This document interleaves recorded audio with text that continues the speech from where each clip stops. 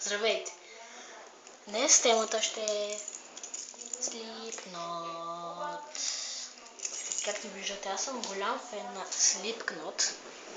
Буквално голям фен. Как и да е. Сега ще направим Slipknot Illuminat. Добре. Както гледаме, Slipknot има 1, 2, 3, 4, 5, 6, 7, 8 букви. Номер 8 е Кори Тейлър. Кори има 4 букви. 8 минус 4 е равно на 4.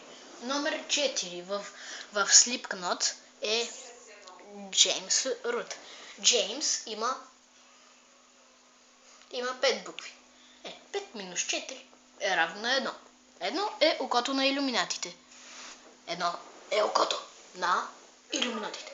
Айде. 1 е окото на илюминатите. Slipknot Illuminat. Потвърдено. Край. Аре, спирай! С квадратът ли? Да.